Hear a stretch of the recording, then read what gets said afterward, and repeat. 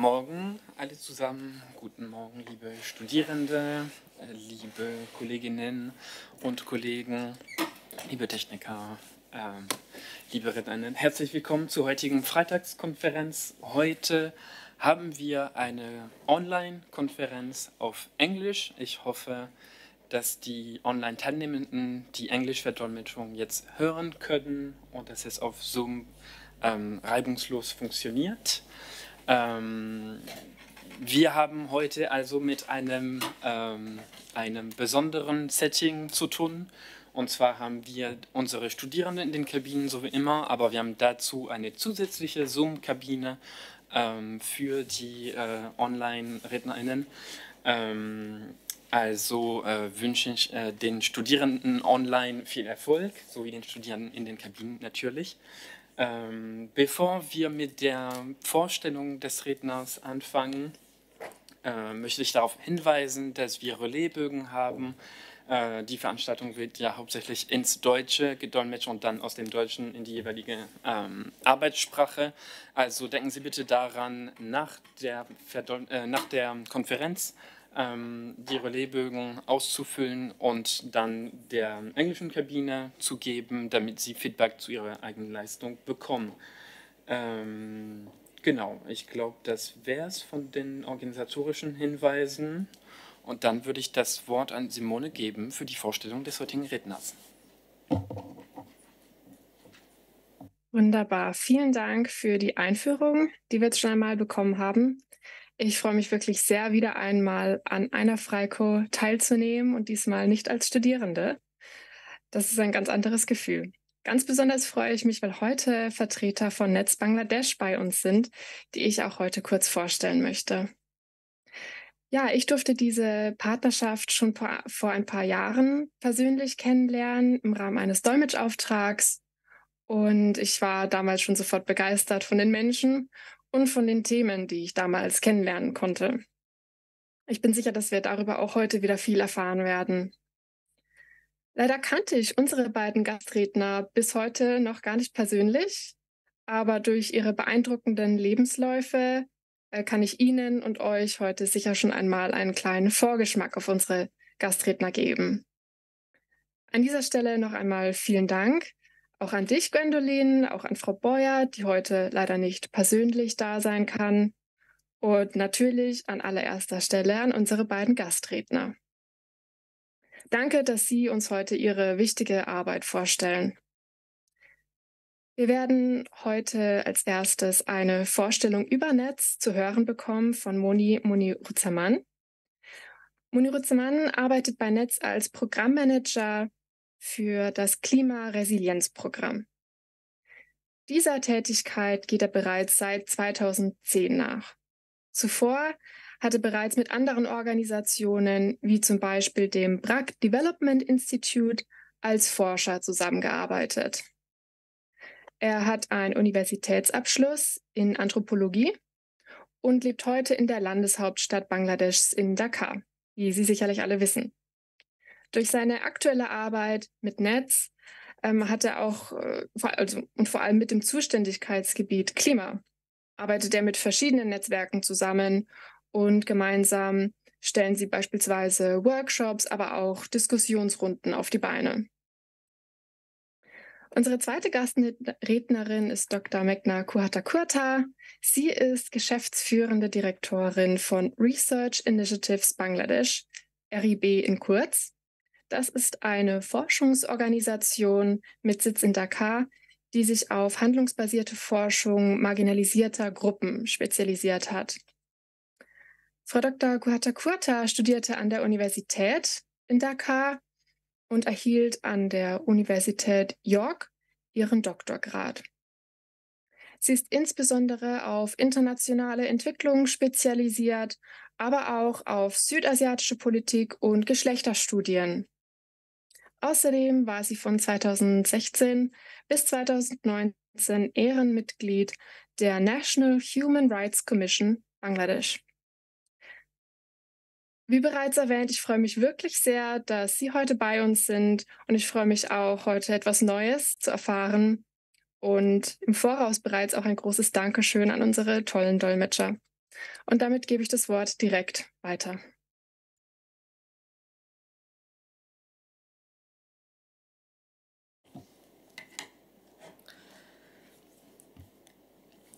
I'm very happy to be here today again, not as a student, which is a completely different feeling.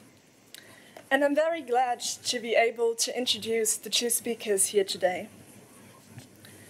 I've been able to come into contact with the organization NETS Bangladesh before as an interpreter, and have come into contact with great people and very important topics. However, this is the first time that I am meeting both of these speakers. I would like to thank Gwendolyn and Ms. Boyer, who unfortunately is not able to be here today. But of course, I would most importantly like to thank both speakers for being here today. The first presentation will be held by Moniruzzaman, who is a program manager with NETS and has been working here since 2010. He has also worked with the Bragg Development Institute as a researcher. He graduated in anthropology and lives in Dhaka. He is working together with different organizations in order to organize roundtables and discussion workshops. Dr. Guhathakurta is the Executive Director of Research Initiatives Bangladesh, in short RIB, a participatory action network who effectuates research with marginalized communities in Bangladesh. Her specialization is international development, gender relations, and South Asian history. She graduated from the University Dhaka and received a PhD in York. From 2016 to 2019, she was an honorary member of the Human Rights Commission Bangladesh. I am very glad both of you are here with us today. I'm looking forward to your presentation. I would like to thank you and also thank already in advance all interpreters.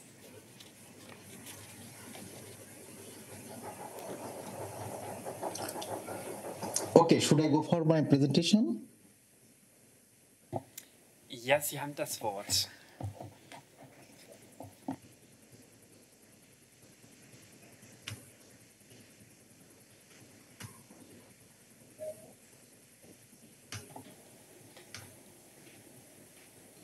Yes, you can start. Thank you. Yes, I'm starting.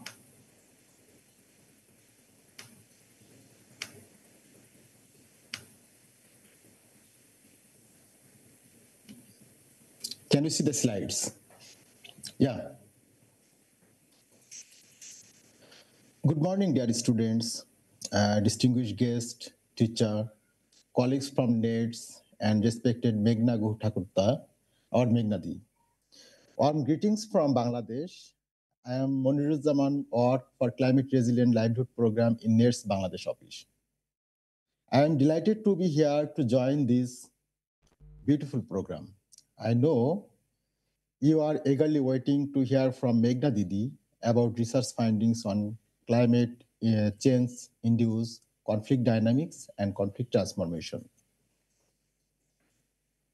You know, NETS, that means NETS Partnership for Development and Justice, was registered in Germany in 1989 and in Bangladesh in 2003.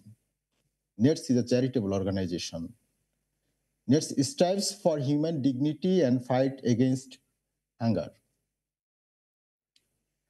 Through partnership, NETS supports the self-help organizations at micro and meso level for nutrition, education, and human rights. Actually, NETS designed their program with the consultation with their partners and the community people. NETS try to strengthen the capacity of the local partner organizations. NETS always try to maintain financial transparency, accountability, and ensure quality implementation of program. This is the focus of NETS, and NETS mainly works in three programmatic areas. That is, we call Climate Resilient Livelihood Program, where we support the marginalized, especially climate vulnerable marginalized communities to sustain their capacity, strengthen their capacity, and overcome the situation. And we also support inclusive quality education and human rights.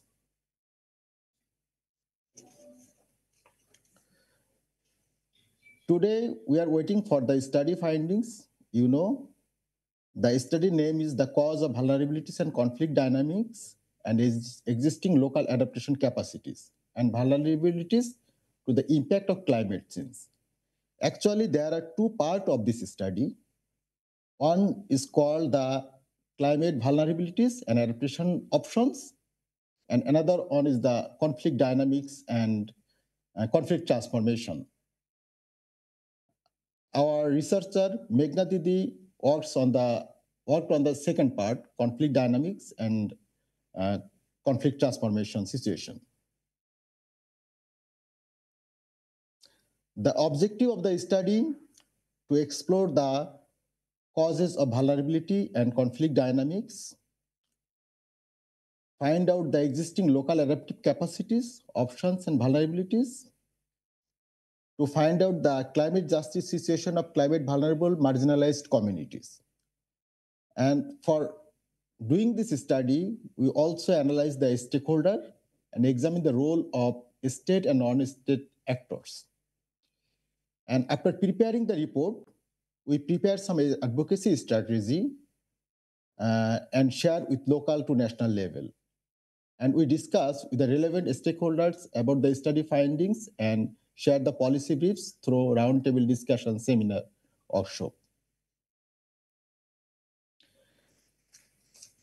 The study conducted in two BMZ project supported area, and the BMZ project name is Poribesh, that means environment, and another one is the Tekshui, that means sustainable. The geographic locations, there are three countries, the study conducted in three countries, in Bangladesh, India, and Nepal. Today, we will share about the study findings in Bangladesh. There are three climate region. One is the southern coastal region of Bangladesh, vulnerable to sea level rise, cyclone, and salinity intrusion. Another one region is northern barren region, vulnerable to drought, and northern flood prone region of Bangladesh. And in India, the study conducted in the West Bengal, drought prone region, and in Nepal, the study conducted in two geographic locations. We call it the hilly region, vulnerable to landslide, and water crisis also there. And another region is plain land drought and flood prone region of Nepal. The study covers 8 districts in Bangladesh, 4 districts in India, and 4 in Nepal. Total, 4 consultants conducted this study. The partner NGOs, those who are implementing the program in that region, they are in Bangladesh, Barsik, they are working in the southern part, Dasco Foundation, and Mohidab Jubo Kalyan Samaj Samiti, shortly named MJSKS, they are working in the northern part, and Polisri, they are also working in the northern part. In India, the DRCRC is implementing our program, and in Nepal, the Shamata Foundation, they are implementing the program. That is all from my side. Thank you so much for joining with us. I think you will get very insights of the study from our Meghna Didi. Thank you.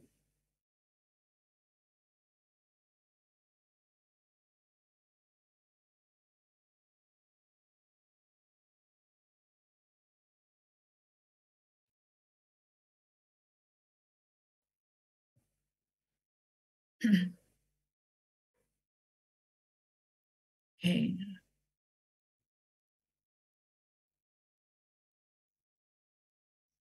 do I now present my speech? Yes, you Shall can. I go Thank you. ahead? Yes. Okay, thank you. Thank you. Thank you, Wendelin, for sharing the slides. Hello, everyone. As Munir explained, that I will talk to you about today, which is climate change-induced conflict dynamics and conflict transformation.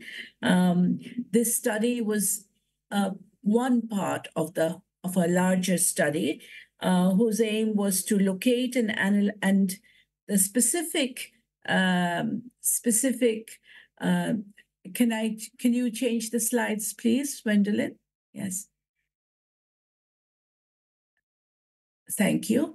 So the specific aim of the study, of my part of the study, was to locate and analyze 3 case studies of conflict dynamics.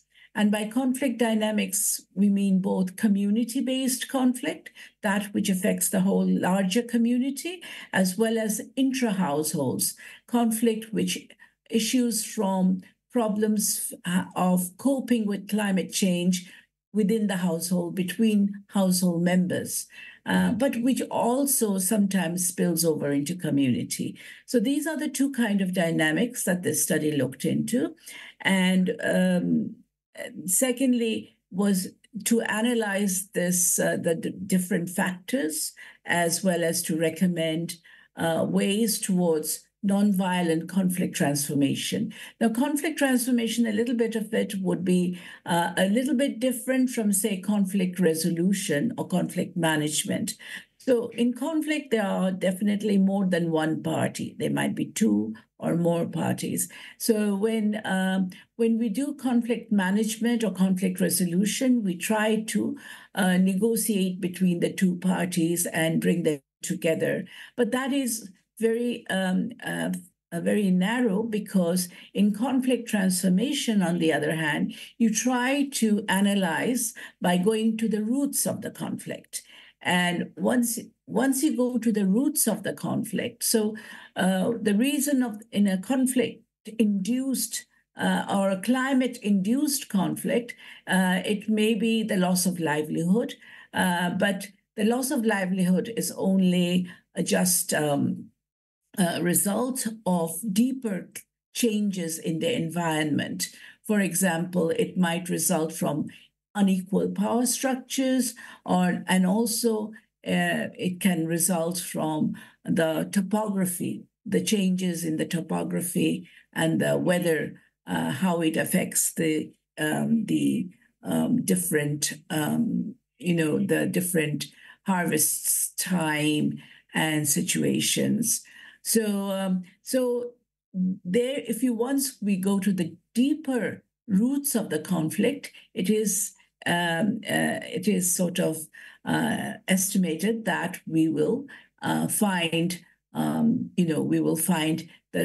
if we address the roots of the conflict, we will tend to transform the conflict.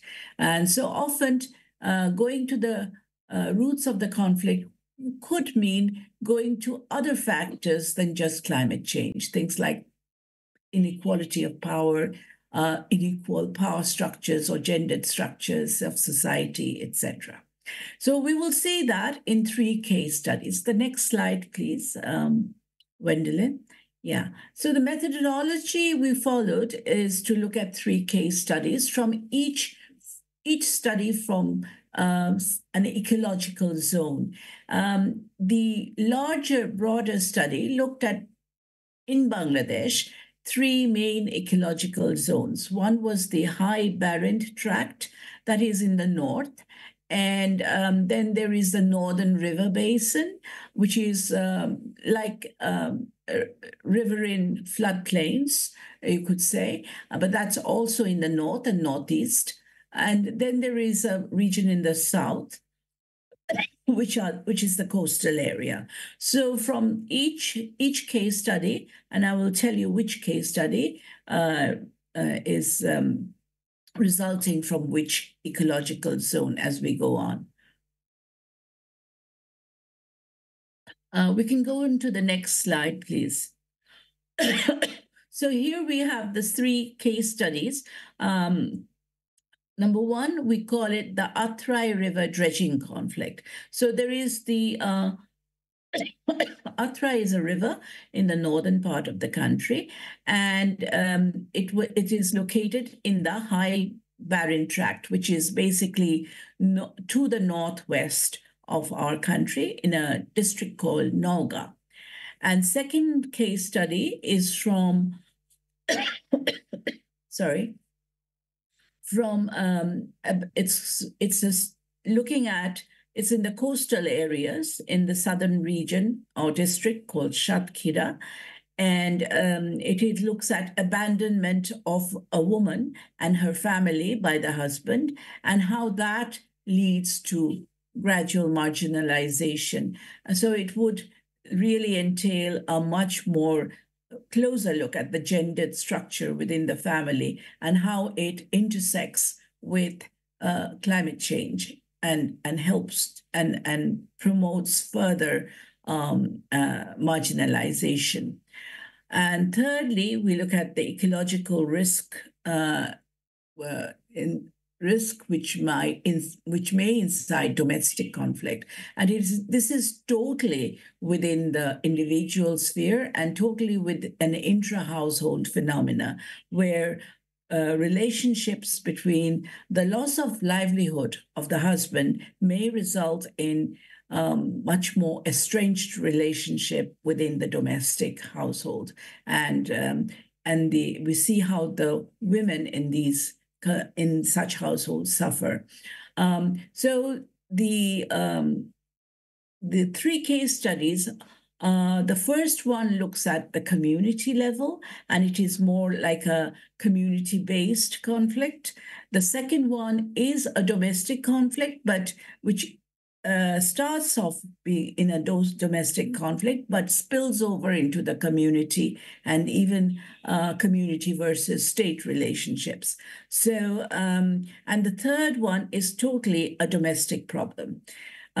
So can we go to the next slide? And there I will talk about the first case study. So you see the pictures denote where this first case study is. It's, of course, as I said, nearby on the banks of the river Atrai. It is a high barren area. It is high in Bangladesh, is not that high. I mean, it is relatively high area.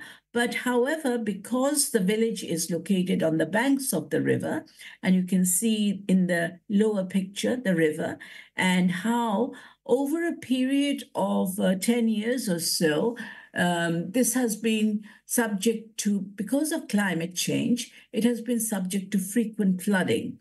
And also frequent flooding also means more siltation of the river. There is more silt coming up, and the navigability of the river is impeded or made more difficult. So in this situation, we see that over a period of 10 years, the people living on the banks of the river, and why do people live in the banks of the river is because the river actually supplies most of the protein, that is through fish, and the occupation of a large part of the villagers were fishing. And but with the silt coming in, the fishes were not as much as the supply of fish went down. And so the solution seemed to be the dredging of the river. So just in 2017, what happened was, because of this problem, the district collector's office, which is the DC in short, leased out some land to a private dredging company where they started dredging the river. Now that should have helped the situation because of siltation, but it made it even worse because the dredging company started dredging, without any kind of barriers. That means without any, they went into the river and they started dredging all day and all night even sometimes. So the people, they created noise pollution. But more than that, they drove away a large amount of fishes from that area of the river because of the noise, number one, and also number two, because the force in which the dredging took place, they forced the waters in a strong motion. They swept over the riverbanks. They eroded the riverbanks even more.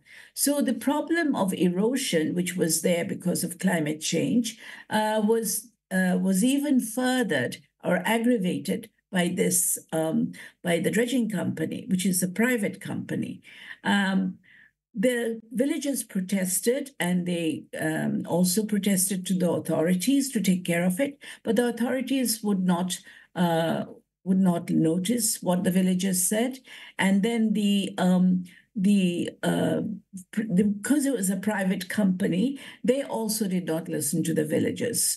As a result, there were a lot of outbursts, and in one outburst, the villagers got very angry and broke some of the machinery that the dredging company had. So immediately, the private dredging company then lodged a case against the villagers in the local court.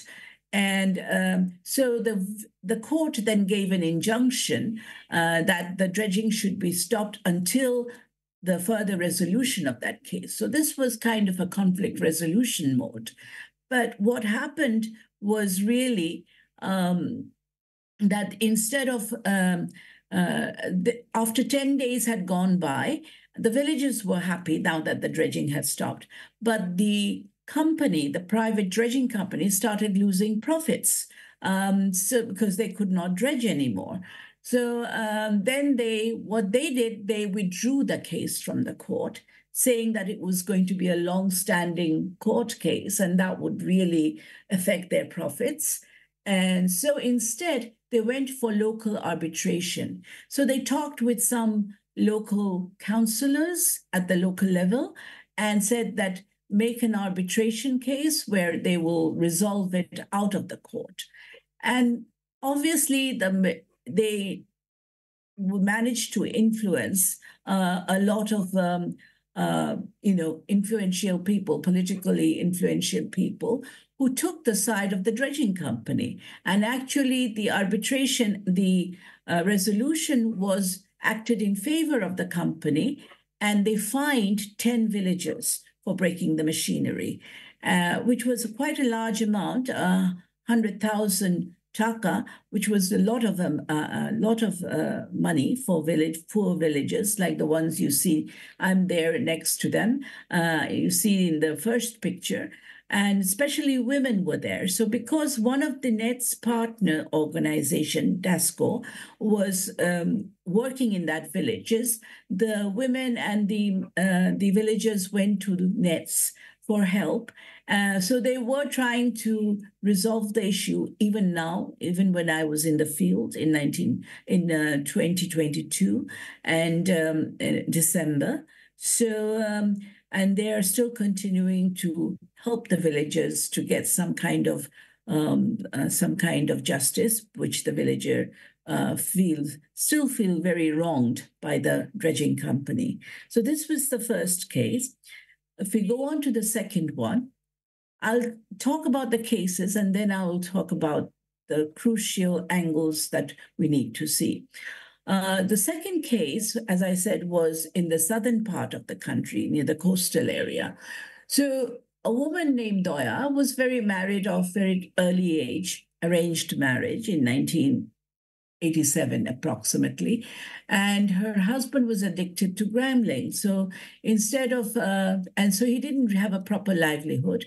So when he started working in the brick fields outside. So there was kind of he was kind of a migrant labor outside in the northern part of the or eastern part of the country, really, and lived away from home. But he never sent him money back to his home. So his wife, Doya, who was our case study person, had two sons and had to struggle.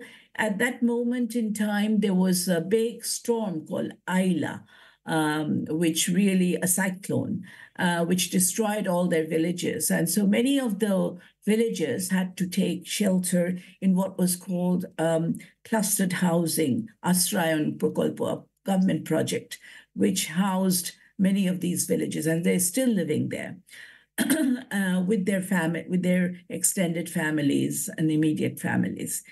But the woman but what happened with the husband, not only did he not send money back to look after them, he just left for India at one time. And reportedly, it seemed he also got married there. So he didn't have to come back to Bangladesh. And when I say went off to India, not legally, but illegally, as many migrants do go to India for search of jobs. But what had happened was that from the brickfield owner, he had borrowed some money. And the brickfield owner, when he did not get the money back, lodged a case against the wife and the two sons. And one day, the local police officer came and started raiding their house, looking for the wife and three sons, seeking to arrest them because of inability to pay back. So the wife, who had not received any communication from her husband whatsoever and knew nothing about this debt that the husband was in, she had nowhere to go, and she had to protect her sons also from getting arrested. So what she did was because they were under a government project, the management was then under the Rapid Action Battalion Force, which is a specialized force, police force in Bangladesh. And because they were very powerful people, they could manage to negotiate on behalf of the women and the son, because they were very poor. So they acted on behalf of them and negotiated with the Thana, with the police station, so that they do not get arrested at least. So now they are kind of living in this kind of mode where the sons are trying to repay back the brickfield owners' money, but they're very poor. They have to go fishing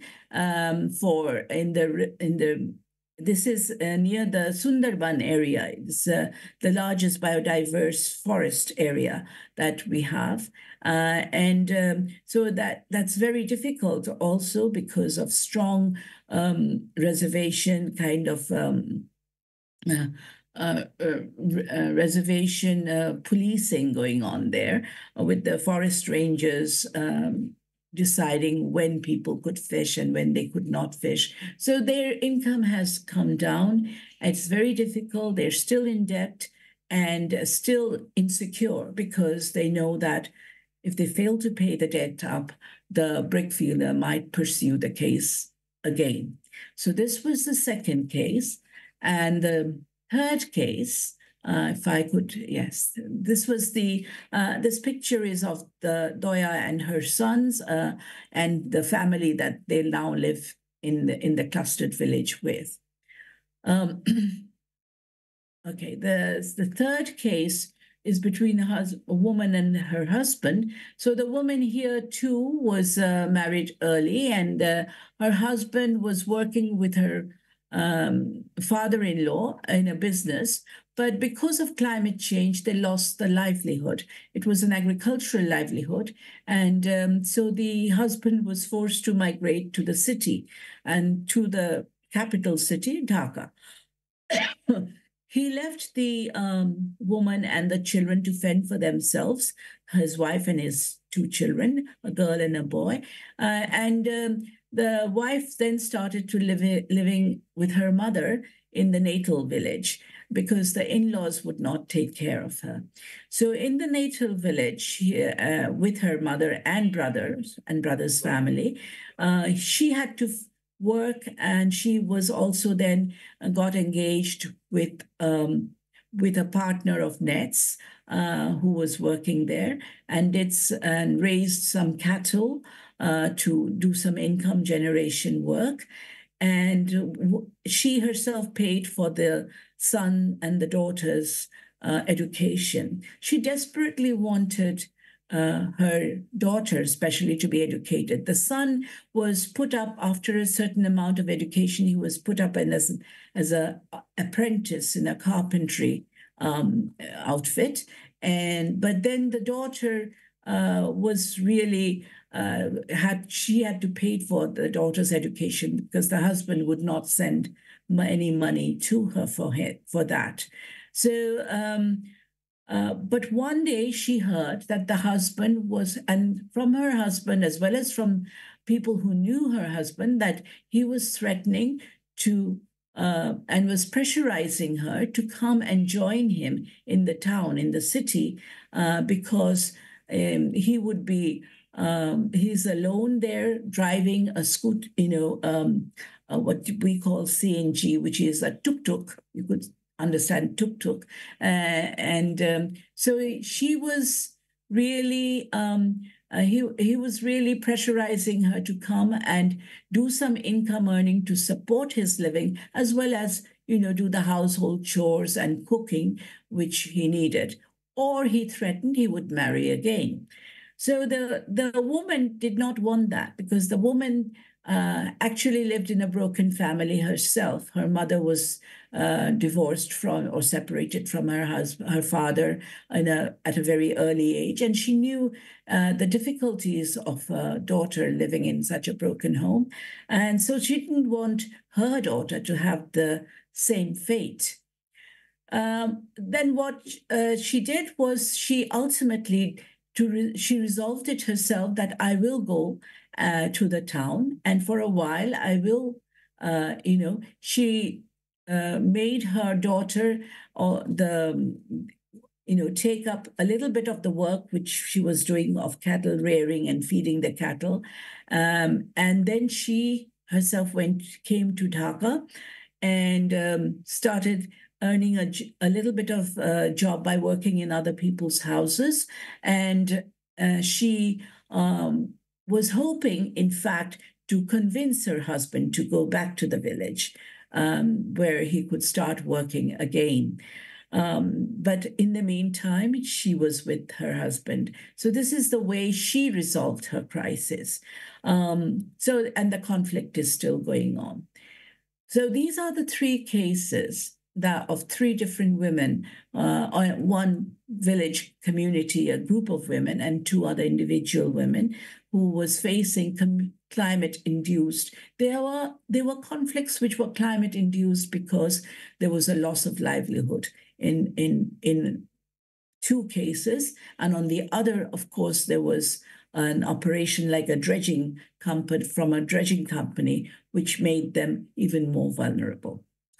So the next slide, please. Yes. So what do we see in reviewing these three cases? We see that there were certain challenges which prevented the people from going into conflict transformation or resolving the conflict in a very short period of time. One was in the first case, we saw the partisan role of local administration. So when the dredging company in the first case went to the politicians or the local influential leaders, instead of playing a regulatory role, which they could have played, especially on the behalf of the poor people or the poor villagers, they sided with they tended to side with the dredging company, and possibly the dredging company could have influenced them in many ways. We don't know that. We don't have any evidence of that, but definitely the outcome really sort of indicated that. Also, there was, on the part of the company itself, there was unplanned environment unfriendly policies, like when they would, what would be environmentally friendly dredging system. It didn't seem that there was any thought about that by the company, or that could they not have done the dredging in specific times when they would not disturb the fish population in the river, or they would not disturb the villages, or they would not. They could prevent it by not having the water erode the banks so quickly because of the dredging, the movement set up by the dredgers. So this was the unplanned, environment unfriendly way of looking at things, which the private company did, which created or even more problems for the villagers. There was, of course, further marginalization. We know that the villages were poor and vulnerable, but they were made even more vulnerable by the dredging company, because it furthered there and became even less powerful and less able to negotiate with the local councils. It was also decision-making all around was pro-profit and anti-poor. And at the same time, we realized there were unequal power and gendered structures too, which really went against poor people, for poor villages, as well as very poor women in the villages. So these are some of the challenges that took place in the 3 case studies, which was really structural and which really has to be dealt with, perhaps not immediately, but in a long-term way. There has to be some kind of policies which address these challenges, or else there will not be what we call conflict transformation. So if we go on to the next slides, we can look at some of the ways forward. Actually, yeah. So there were, for the role of the public sector, we know there needs to be more accountability and transparency. They also have to encourage the role of local authorities as well as CPOs in peace building. Peace building is something that they are not open or not yet been exposed to, and perhaps the public sector can help them to do that, or they themselves can take up that training. The conservation of natural resources by administration, and conservation of natural environment and resources needs to be done locally, because although Bangladesh is a smaller country in terms of area, but as we know that each part of the country has different kind of environment and is subject to different kinds of climate risks. We need to have a localized kind of a view of conservation of resources in each area. In private sector, as I said, it needs to be encouraged a more green environmental policy within the companies, so that and more dialogue and consultations in the locality should be encouraged. And civil society, I believe, has a strong role to play in these kind of conditions. First of all, to promote effective legal arbitration by civic representations for better gender justice. So we do have in Bangladesh some kind of a family court which resolves family crisis in different forms. But none of the courts have yet taken into account how such crises have been aggravated or been deepened by climate risk factors, climate risk factors, which creates loss of livelihood and hence create problems in the family. So perhaps this needs to be brought into perspective, even in family courts. Then, of course, I've talked already about the localization of livelihood policies, which could prevent outmigration or could so that outmigration is contained and people can take up alternative forms of livelihood, that they can create jobs for that. Skills can encourage the building of skills and capacity. Protect eco-professions. Like many of, we see that people are dependent on land. Their agricultural livelihood is still very predominant in the rural areas. So those kind of livelihood needs to be protected. And eco-professions are those that depend on the ecology, like rivers, like trees, like forests. And so professions or occupations which are dependent on ecology needs to be protected. And perhaps ways could be found out which civil society organizations can bring to the field and bring to practice. So it's important to bridge social networks in the community so that when vulnerable communities are affected, they can take up the issues with mainstream communities. And finally, the family arbitration mechanisms, as I said, needs to be strengthened so that because even more, and their credibility also needs to be promoted more in today's climate risk situation. Next, I think we've reached. Okay, there are some recommendations which I will not go in details because they have already been said in what I have already said in the past slide.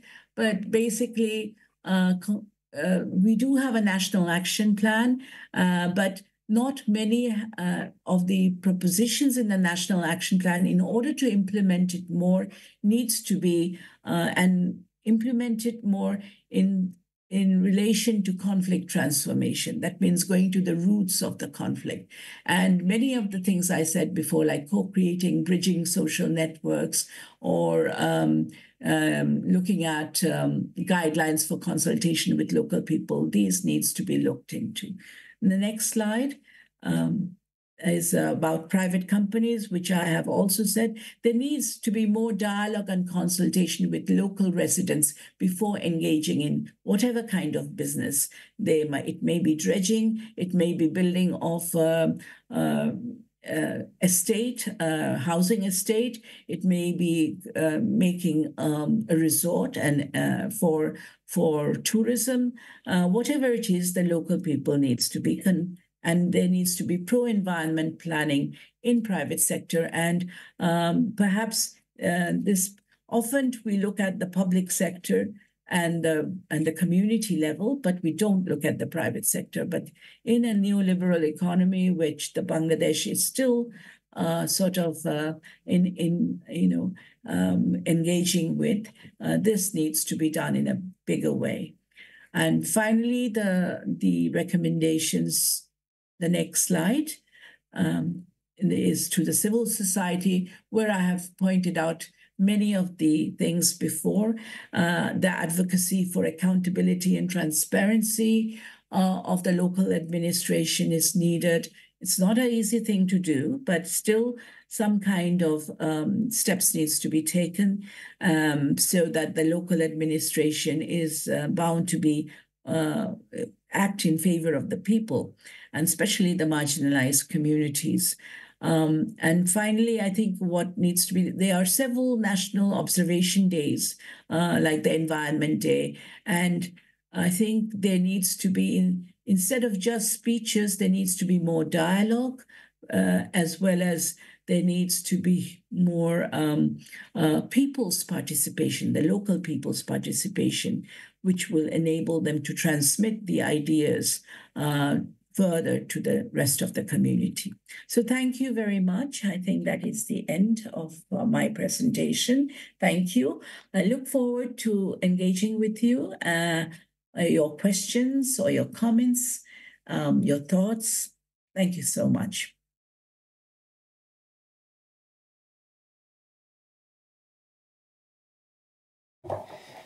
Ja, vielen herzlichen Dank für diese Präsentation. Ich würde jetzt gerne die Diskussionsrunde eröffnen. Falls Sie eine Frage haben, können Sie einfach auf den Knopf drücken, auf dem Mikrofon vor Ihnen, und dann würde ich das Mikrofon freischalten. ZuschauerInnen online dürfen natürlich auch Fragen stellen. Wir würden sie dann im Saal vorlesen und ja, die dementsprechend danach beantworten.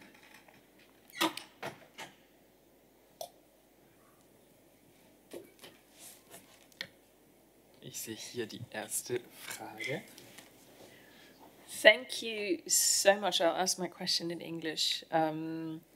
This was, and no offense to the interpreters, I will take off my headphones for a second because otherwise I hear the English translation of my own question, which I always find a little bit distracting. This is really, really fascinating to hear what we always think about in abstract terms, broken down to the very specific and very individual. And that was something. Well, I was fascinated to see the specific link, for instance, between the gender aspect and climate change aspects. We always think about those things in very broad terms, and it's so good and so valuable and so helpful to hear very specific stories of how one affects the other and how that leads to things down the road. So I thought that was very helpful and very impressive for me. There were two things, and I don't know if you've got answers, but maybe you have ideas, where I thought, I don't know how you can get there. You talked about needing, obviously, more accountability and transparency for the public sector. And I was wondering, how does that happen? How do you specifically, what can you do to achieve more accountability of local administration? What are the steps that could lead to that outcome that people want? And my second question concerns the private sector, where you were hoping along or down the road to see more consideration for environmental aspects. I might be a cynic, but I don't think companies are going to do that just because they think it's something that people want. I think companies will only change their approach for financial incentives. So I think there would have to be something specifically that translates into revenue or that translates into some sort of profit for the companies, to take into account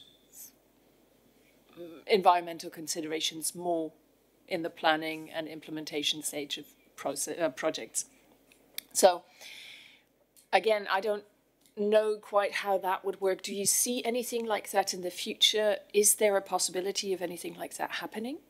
Thank you so much. Thank you very much for those excellent two questions, because they are very thought-provoking. And of course, yes, I might not have all the answers, but definitely on the first question about accountability and transparency, it's always a very difficult thing to do for CBOs, especially in the current situation when CBOs as well as NGOs are not in their best form in Bangladesh. We have a lot of NGOs, but the power of such CBOs and NGOs, which were there in the beginning, has been reducing a lot in the recent history, because perhaps they are. The state penetration has increased. It's very unusual that on the one hand, you have a neoliberal marketization of the economy, but politically, centralization of political power and also the deep penetration of the state into rural areas, which was previously, really left up to the local administration, and the local administration had some kind of decentralized value or some kind of autonomy, you could say. But even that has become very few and far between. So it's hard, but it's not that I have a problem that I'm always considered to be an optimist, but at least we can look at the potential for such for steps that could be taken. One of them is we do have, and in our projects, in many of our projects, my organization at least has the Right to Information Act, which is people have the right to ask any public sector and sometimes private sector, anything which engages with the public for certain information which may take the form of a pressure tactic. Like if you want to actually say, why does, you can't do individuals, you can't control individuals, but you can control companies. For example, in the dredgers case, we found that the local councillors, which was a public entity, why did they take, why did they not take care of the people, rather take care of the company's interest? And now the people can do a right to information application saying, I want to know what steps you have taken to address this complaint. So instead of breaking the machine, the people could have, if they were, knowledgeable about RTI, and they could have just made several applications. And in India and in Sri Lanka, we know that they have been able to do that. Common people, rural people, villagers have issued various letters in demanding to know what steps the government has taken in reply to their complaint note, which was about the dredging company affecting their livelihoods, or the dredging company actually, making such a noise that they couldn't go to sleep. So these are small things which can be taken when the problem is smaller. Once they get bigger, then it's a problem to take it on board. But so this is one way in our organization has been very successful, and I'm sure NETS also, in the NETS project, we are partners of NETS. We help to train NETS, and NETS trains the people in these RTI laws. It's difficult, but it's not unheard of, or it's a step towards future things. And dialogues are there. Dialogues can happen between the government, and we do have a open local administration, technically speaking, but it's just whether the voices are getting there as well. So I think many people are not aware about the kind of environment, it's usually there in the specialist range. In the specialist arena, we hear about environmental policy, but the environmental lens of looking at problems or problem solving or conflict transformation is not there yet. And I think that what this study did was at least to bring it out, that it is a possibility that one may look into. Perhaps we have to find newer techniques or newer ways or newer methodologies of training people in this way, or sensitizing. I think a better word is sensitizing people, sensitizing private companies even. We never make private company our sort of target audience, but I think the public sector has every right to make private companies their target audience, because they do have a regulatory function, which they don't do often. And so So these are ways in which one can. I agree with you that private companies won't do it unless it's profitable for them. So one of the profit that see the same hammer over the head technique which the government holds over NGOs, they hold the same hammer over the head technique with private companies. If you don't do this, then we'll scrap your license.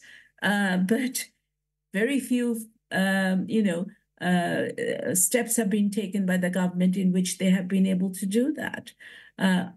There are reasons for that. I agree. I don't want to go too much into details of the politics that goes behind that. But if you want me to, I can. But there are ways in which the government may be persuaded to take a much more to look at problems through environmental friendly lenses than they are used to. They're used to talking about Bangladesh is in the forefront of environment disaster, climate risk factors. But to look at the specificities, as you said, this study looks at the specificities of that.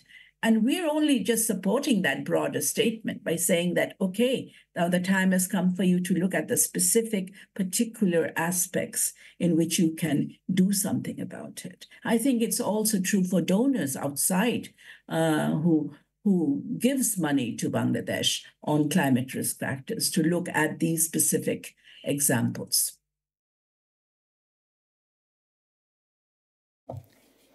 Ja, vielen Dank. Gibt es weitere Fragen im Raum? Ja? Gut. Je vais poser ma question en français. French. Okay. Right. Donc, merci beaucoup pour cette présentation qui était vraiment très intéressante. J'ai appris beaucoup de choses et votre travail est absolument incroyable. Vous avez parlé à plusieurs reprises du rôle que pouvait jouer la justice et les tribunaux, d'une part avec des processus juridiques qui durent trop longtemps et qui donc amènent à des pertes de profit pour des entreprises, mais aussi d'une autre part comme un soutien pour la population qui pouvait attaquer en justice ces entreprises pour différents problèmes. Est-ce que ça fonctionne? Est-ce qu'il y a des histoires positives qui ressortent de ce type de plainte où vraiment la population gagne ces procès contre ces organisations?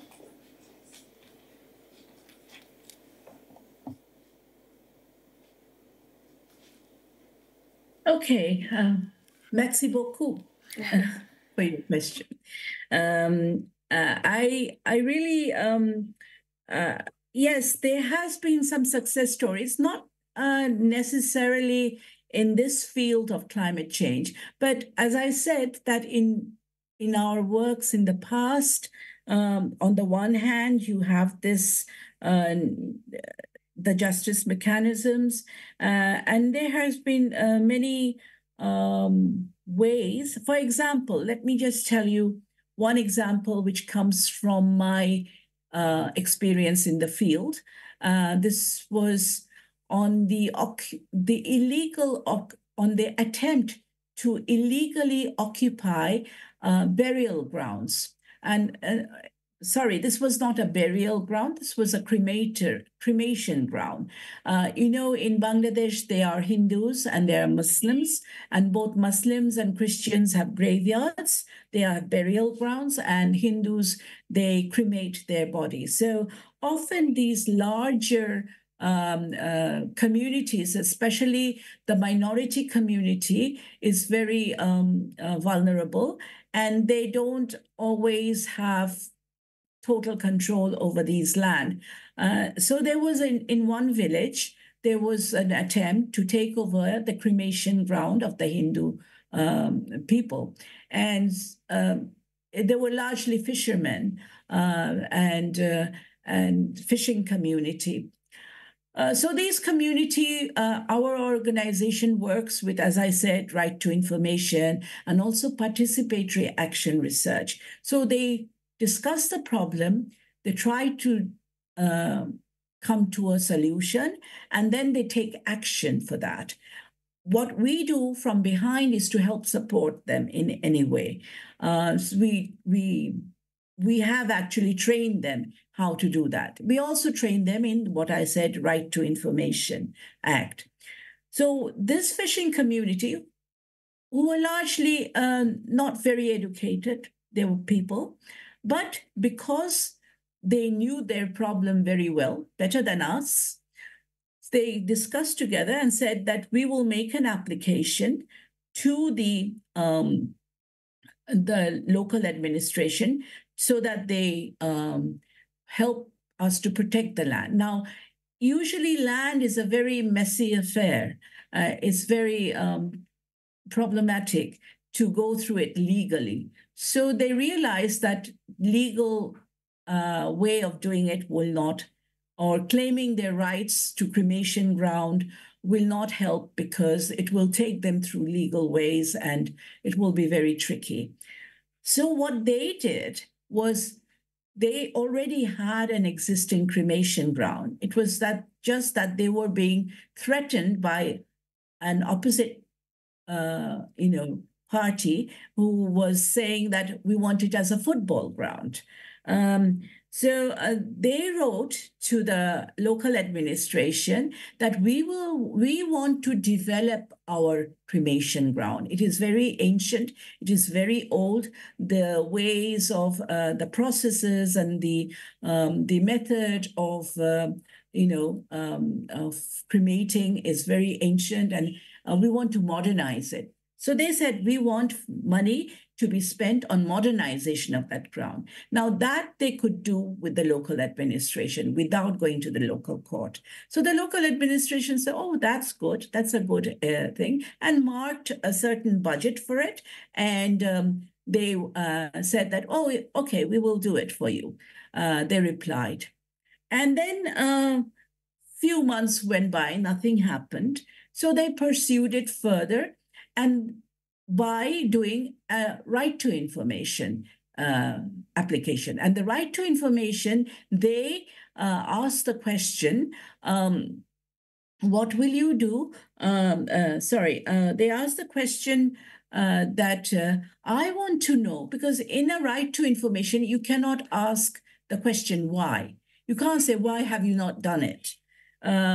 Or what has, you can ask for information. And the information they wanted to know, we want to know how much of the budget you promised to modernize that land has been spent in the last financial year. So they were in a problem because they hadn't spent any money.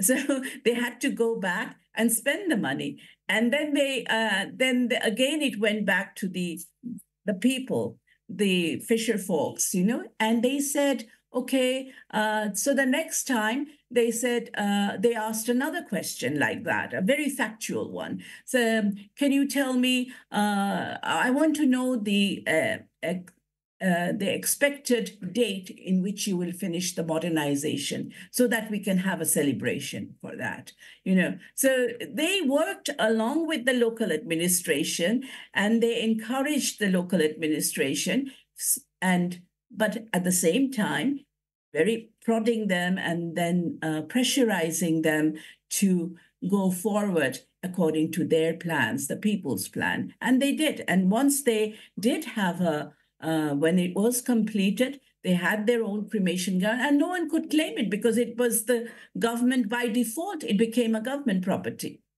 So no one could claim a government property. So this was way in which the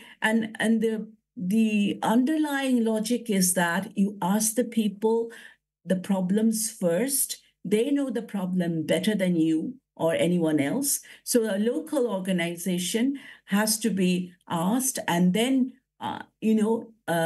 asked to go through it logically and think of solutions. And they know who to campaign and who not to campaign, who to pressurize, who not to pressurize. And you are there behind them because they perhaps would not be able to move on their own because they are so they do not have so much power. But if a local NGO is behind them, they will have some amount of power in which they can pursue the process. So that's one of the success stories that I can tell. And there can be many others from NETS, from other organizations as well.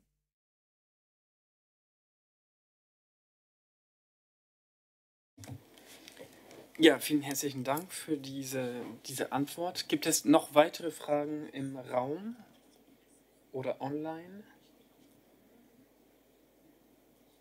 Noch keine Fragen online, aber ich glaube, dass du eine weitere Frage hast. Ja. Gladly. Rarely do I get the opportunity to ask so many questions, so I will jump at the chance I get. First of all, I would commend you for being an optimist. I think it's fantastic that you're an optimist. I think there's so many people who give up in the face of adversity and all of the different problems that we see everywhere when we look around us. So if I see somebody who looks at a problem and says, oh, there's an opportunity, we can do a little bit here and a little bit there. I think that's really, really good. So thank you for being an optimist. It was a little ray of sunshine. And I think that's absolutely lovely. I apologize ahead of time if you've already answered this question. I don't remember anything specifically from your presentation about that, but it was something that I started thinking about when you mentioned specific examples from India, from Sri Lanka. So obviously you also look across borders to see what other countries are doing and what happens on a local level, possibly also on a national level in another country. Are there other supranational exchanges and initiatives that you spoke a lot about the local level and the national level, but what about cooperation between countries in the region? Is there anything like that? Again, I commend you for asking excellent questions, which opens out a much more broader front than I have spoken of, but very interesting ones. Yes, we do. In fact, when RIB is my organization, it's called Research Initiative Bangladesh in full. When RIB started to work with RTI, Right to Information, it was very much a regional, we had big regional seminars where other South Asian countries were involved. And very interestingly enough, even during that kind of period, India already had a Right to Information Act, but Sri Lanka had not. And it was through this process that Sri Lanka also had started its own Right to Information Act, as well as its practice. And very interestingly, it advanced way ahead of any of our countries. And the recent 2 years ago, I think a year ago, when Sri Lanka had huge problems with its economy, a lot of it was resolved through RTI as well. So they have really good lawyers. But when we started RTI, working RTI at the grass level, at the ground level, so RTI has been there in its policy making and its national institutions. We have an information commission. Rather than those big institutions, we started off with the demand side of RTI. We thought that RTI would not be successful unless demand for information is given. And who will demand? It is the people who will demand. And most people do not demand. They remain silent. So it worked along with the conscientization approach that our organizations and other organizations have. And it worked perfectly well, especially when the need for information was so local and so specific and not necessarily, and the people, the government at first did not understand that it was even contesting them because they were just asking for information. But the fact that these were information that was really had to do with accountability and transparency was a step-by-step process. Now the government knows and tries to stop it, but before it didn't. So, but our first, I think it was the Indian example that inspired us a lot, because India, all in different parts of India, they had very successful grassroots oriented right to information programs. And one of them was in Gujarat, where they had the communal riots between Hindus and Muslims at one time. And there was someone called Aslam Bhai who became a champion of RTI, and he used it. So we actually got him to come over to Bangladesh and took him to our various fields, as well as we got help from certain institutions, much more institutionalized institutions like CHRI in India, to help us start off our RTI programs. But really what took RTI forwards was basically the people of Bangladesh, and also that we do not start by just copying others. And so in our cross-regional learning, we said we do not, or what became our kind of main issue is we combined RTI with participatory action research. And that is one of our basic tools that we use in all our programs. So participatory action research means that the people, in Bangla, we have a term called Gonogobeshona, which means people's research. So we don't do the research. It is the people who do the research. And they may be uneducated. They may not know how to read and write, but they do know their problems. So they discuss, in a verbal discussion, they discuss what their problem is. They prioritize their problem, and then they choose which action to take, because they will know better, because they live in that area, that what will be too dangerous for them, what will be too problematic for them to handle. And they have an assessment of their own power and the power of their local administration. So they will know the way to proceed better than we will.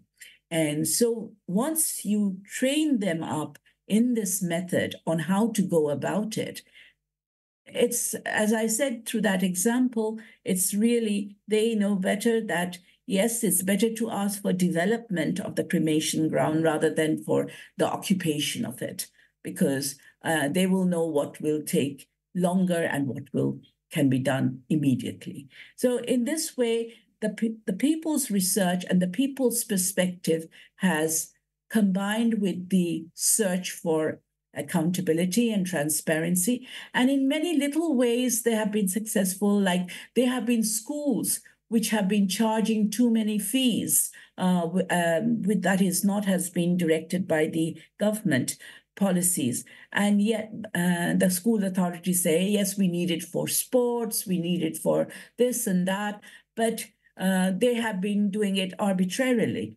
So parents of children students have actually asked that we want to see the paper. We just want to see the direction in which the government allows you to do that. And immediately there was a repercussion and says, no, don't ask me these questions. Okay, we won't charge it the next time or the next year or something like that. So this is basically, cross-learning has a lot to do in different phases, in the beginning, in the middle, when we exchange our success stories, like we're exchanging with you. We've held webinars, we've gone to Sri Lanka or India to participate in it. And NETS, in a broader way, has done that. I think Moni can also tell a little bit about it. Moni, would you like to? Yeah, sure. Like in NETS East program, there is a component related to RTI. Through RTI, the project participants, especially the marginalized people, get more benefit. Like they now know, they are aware and they now know the real situation.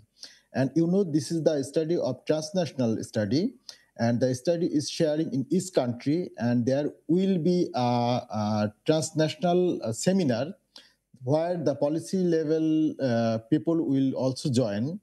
Through this way, we will share this information to the policy level participants. And in rural level, we always share our experience, like international experience and also the other countries' experience to the local communities. How we also share the example that how they are getting benefit from this RTI and how they are doing better. And NET's approach is do no harm approach we usually use. So there are numbers of dialogue program with the local authorities. Through this way, we are trying to solve the problem, but still the problem is increasing due to that the climate is changing. Everyone know that the climate is changing and the disaster is increasing. The intensity and severity of disaster is increasing. But what happened in between this or behind this, like the conflict and so many other dynamics also increasing, which is very much affected to the local communities, especially those who are marginalized, especially women.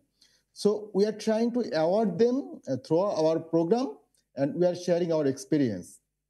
And I think some of the cases it is getting benefits, like in our government, like there is a lack of coordination with the Ministry of Environment, Forestry and Climate Change with the other government institutions, like local government institutions or all other.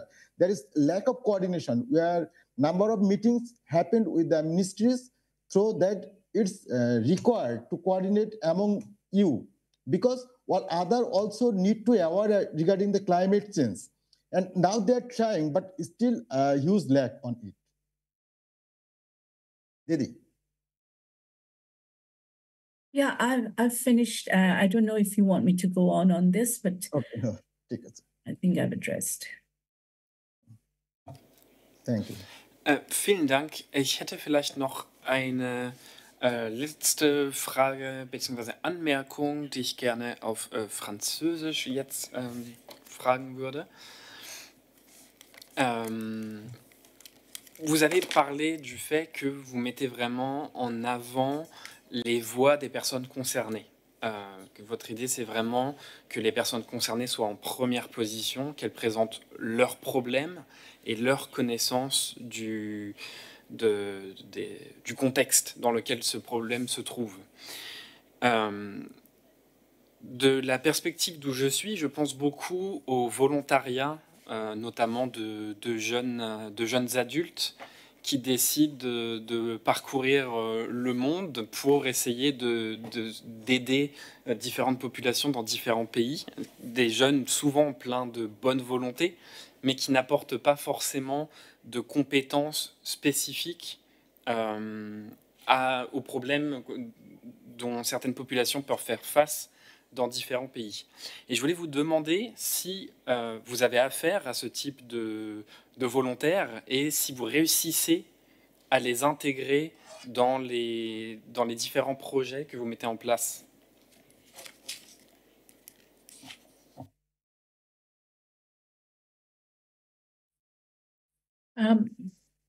Can I ask a question? Which volunteers are you talking about?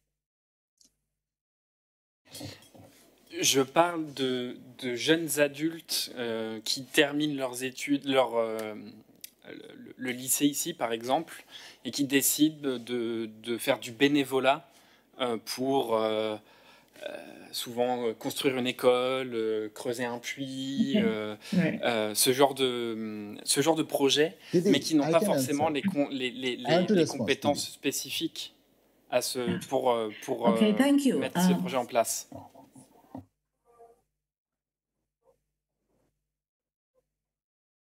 Right. Maxi, I do understand now. Sometimes it's what NETS has. NETS also has volunteer services, and they have been working in these projects.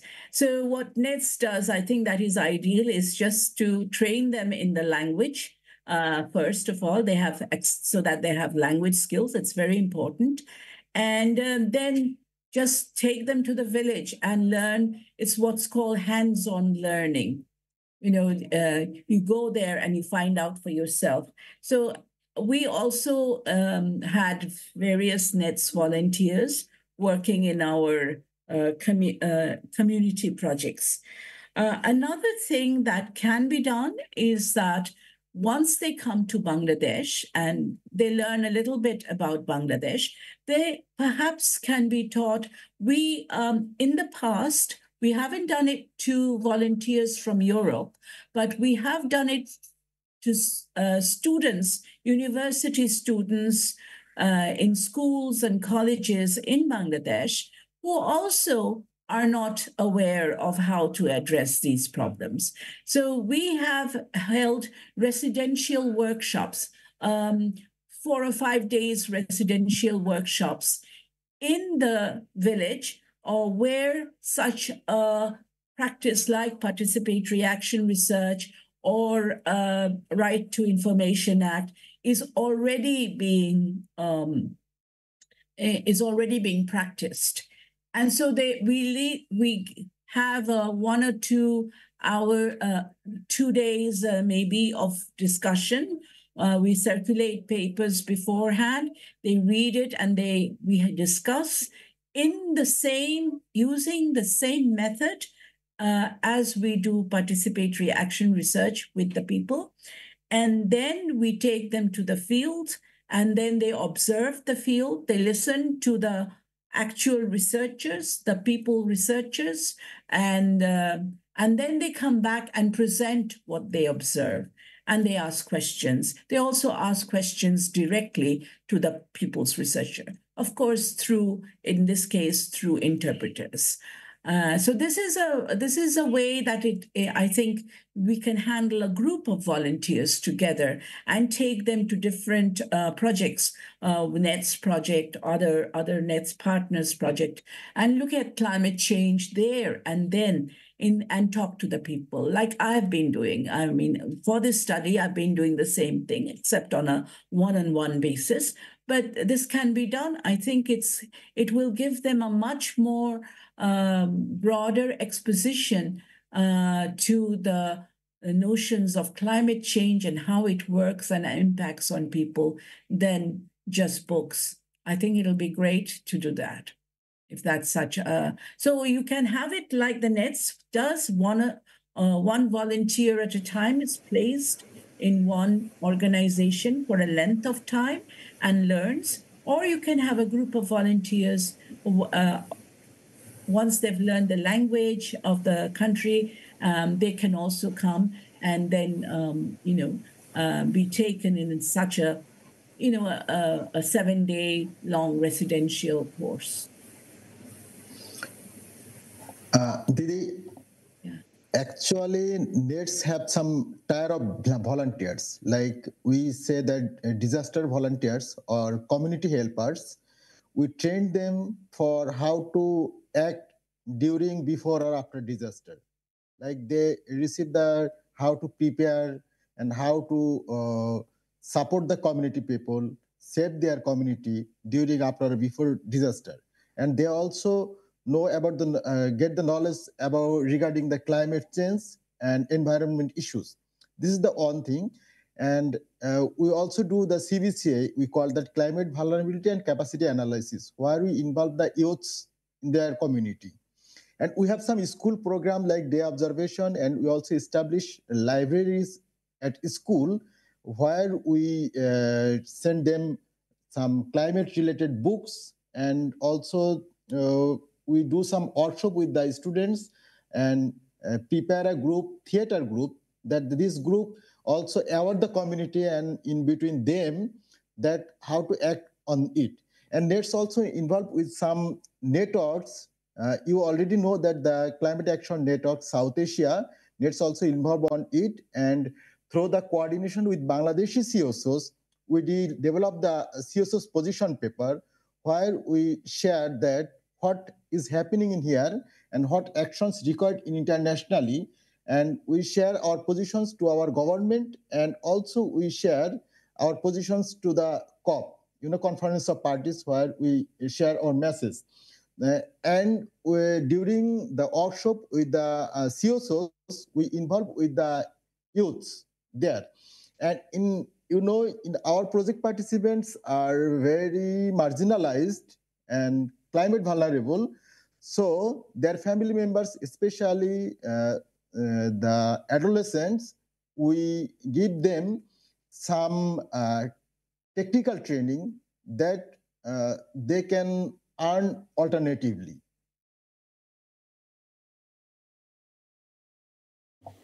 Thank you. Vielen, vielen Dank für Ihre ausführliche Antwort. Die Zeit ist jetzt leider um. Bevor ich aber die Konferenz offiziell abschließe, habe ich noch ein paar organisatorischen Hinweise. Bitte denken Sie, also an unsere Studierende, bitte denken Sie an die Relaisbögen. Und ich würde auch gerne auf die Konferenz nächste Woche hinweisen. Ganz anderes Thema. Nächste Woche haben wir eine deutschsprachige Konferenz zum Thema Sedimente, Ablagerungen und Zeit im Raum bei Walter Benjamin. Wenn Sie erfahren möchtet, was das genau bedeutet, dann warten wir auf Sie nächste Woche. Selbe Ort, selbe Uhrzeit. Vielen Dank an die DolmetscherInnen in den Kabinen, an die Zoom-DolmetscherInnen. Vielen Dank an die Techniker. Diese Konferenz war mit einem größeren Aufwand verbunden für die Organisation des Online-Teils. Also vielen Dank dafür. Und natürlich vielen Dank an unsere RednerInnen. Danke, dass Sie sich Zeit genommen haben für uns. Danke, dass Sie das Thema so schön präsentiert haben und unsere Fragen beantwortet haben. Ich wünsche Ihnen allen ein schönes Wochenende. Bye bye.